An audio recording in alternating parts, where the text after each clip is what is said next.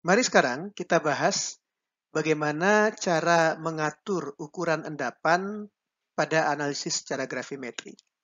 Ya. Ukuran endapan pada analisis gravimetri itu memainkan peranan yang sangat penting. Kenapa? Karena semakin besar ukuran partikel endapan, semakin mudah kita melakukan penyaringan. Itu yang pertama. Yang kedua, kalau ukuran endapan itu semakin besar, maka kemungkinan endapan menyerap pengotor itu semakin kecil. Ya, jadi kita akan mendapatkan endapan yang semakin murni. Nah, kita dapat memperbesar ukuran rata-rata partikel endapan itu dengan mengendalikan reaksi pengendapan. Jadi proses pengendapannya kita kendalikan. Ya, proses pengendapan itu terdiri dari dua tahap. Ya. Tahap pertama adalah tahap nukleasi, yaitu pembentukan inti dari endapan. Ya. Yang kedua adalah tahap pertumbuhan partikel endapan. Jadi, pada saat endapan terbentuk di permukaan inti endapan, yang menyebabkan ukuran partikel endapan makin lama makin besar. Ya. Nah, partikel endapan yang lebih besar itu bisa kita bentuk kalau laju pertumbuhan partikel endapan itu lebih besar dari laju pembentukan inti. Ya. Nah, bagaimana kita bisa membuat laju pertumbuhan partikel endapan lebih besar dari laju pembentukan inti? Ya. Kita bahas pada slide berikutnya. Untuk memahami proses pengendapan, mari sekarang kita pahami dulu sebuah besaran empiris yang disebut dengan relative supersaturation, yang disingkat dengan RSS. Saya menerjemahkan relative supersaturation itu dengan derajat lewat jenuh. Ya.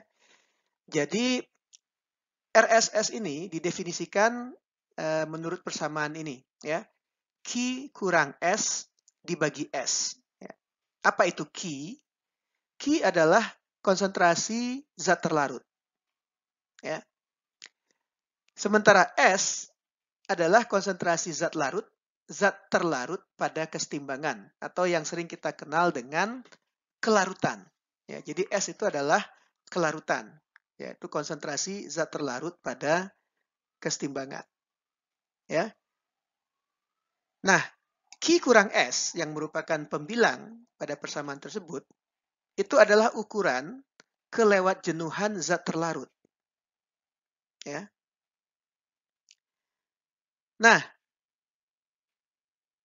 makin besar nilai RSS, ya, pada saat proses pelarutan kita lakukan, maka partikel endapan yang kita akan peroleh itu ukurannya makin kecil.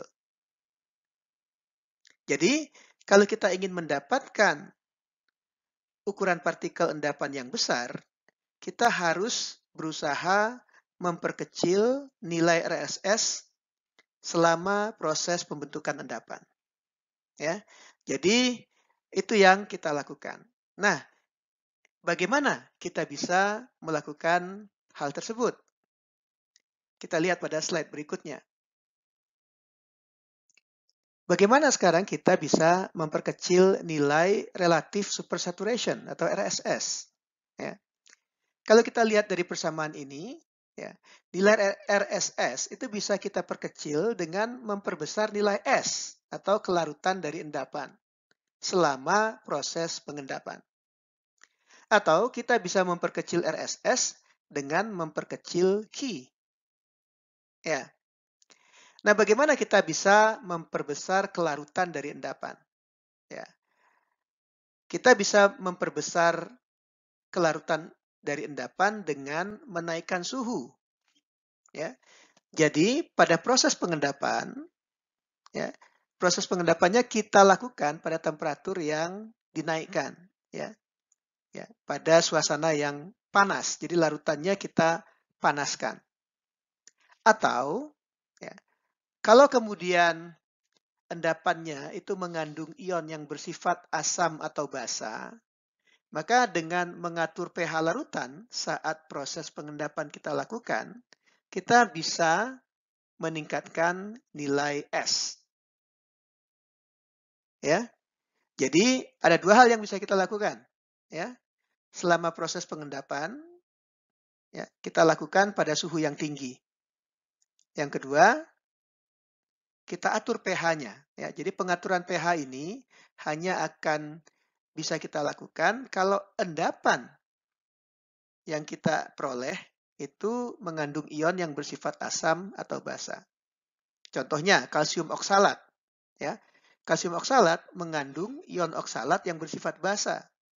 Jadi untuk menaikkan kelarutan, maka proses larutannya itu kita asamkan selama proses pembentukan endapan. Ya. Cara kedua untuk menurunkan nilai RSS adalah dengan menurunkan nilai Q. Ya.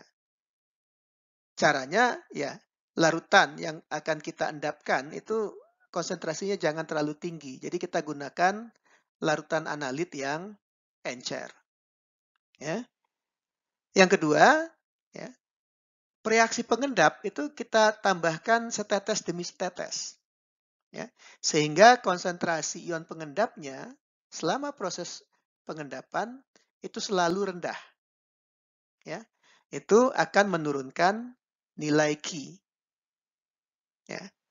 Namun untuk beberapa endapan, ya, beberapa garam yang sukar larut seperti besi hidroksida dan timbal sulfida, itu nilai kelarutannya sangat kecil. Ya. Kita sangat sulit untuk membuat nilai S-nya besar. Ya. Jadi endapan besi hidroksida dan PBS itu ukurannya akan selalu kecil. Ya. Jadi kita usahakan untuk tidak menggunakan endapan ini dalam analisis secara gravimetri.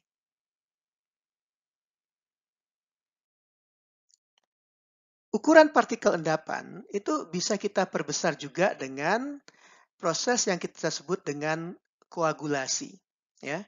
Jadi koagulasi itu terjadi ketika dua partikel endapan yang kecil ya, bergabung menjadi partikel endapan yang lebih besar. Ya. Jadi kalau partikel endapan kita bersifat netral, ya, partikel-partikel endapan itu akan cenderung berkoagulasi menjadi partikel yang lebih besar.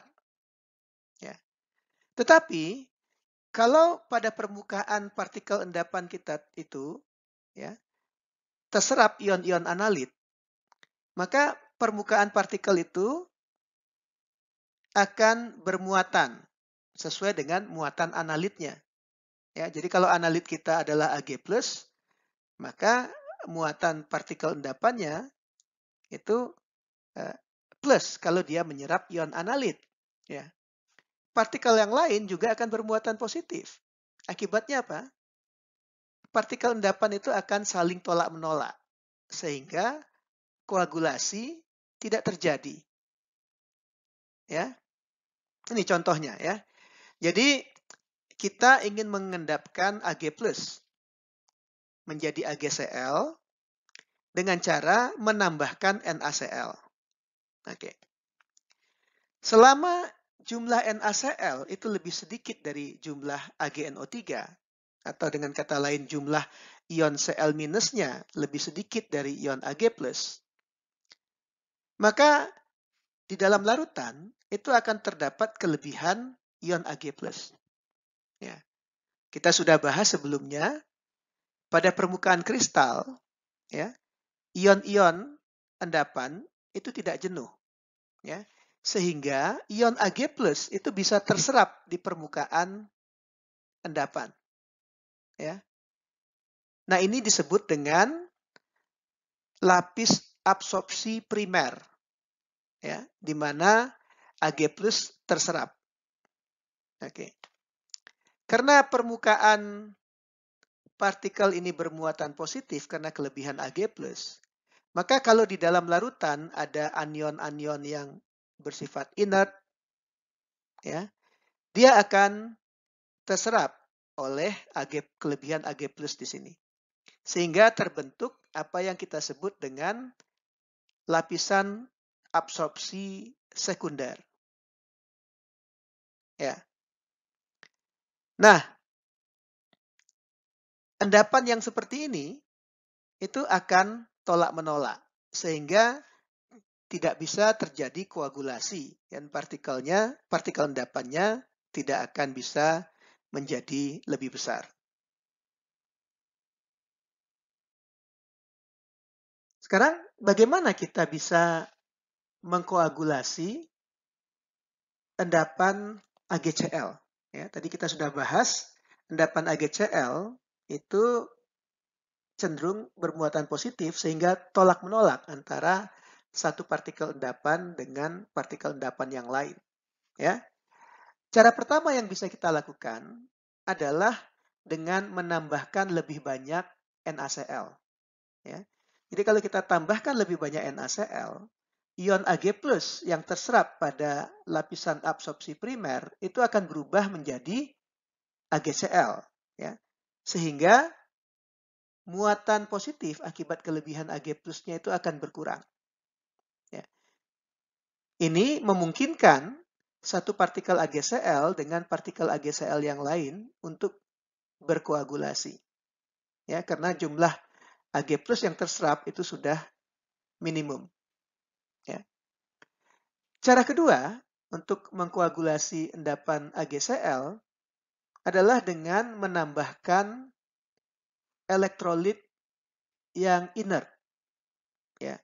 Elektrolit yang tidak ikut mengendap atau tidak ikut bereaksi. Kenapa? Kalau makin banyak elektrolit yang bersifat inert di dalam larutan, maka lapisan absorpsi sekunder itu akan menjadi semakin tipis atau semakin kecil. Ya. Sehingga kalau dua partikel AgCl itu berdekatan, ada kemungkinan terjadi interaksi yang menyebabkan terjadinya koagulasi. Ya. Jadi Anda lihat antara gambar yang di atas dengan gambar yang di bawah, ya, lapisan absorpsi sekundernya menjadi lebih tipis karena adanya elektrolit yang bersifat inert. Ya. Cara ketiga untuk melakukan koagulasi adalah dengan pemanasan. Ya. Karena kalau endapan kita panaskan, ya, ion Ag+ yang terserap di permukaan partikel endapan itu akan semakin sedikit. Ya. Sehingga muatan partikel endapannya menjadi berkurang dan memperbesar terjadinya proses memperbesar kemungkinan terjadinya proses koagulasi. Ya, jadi ini 3 cara yang bisa kita lakukan untuk melakukan proses koagulasi untuk memperbesar ukuran partikel endapan.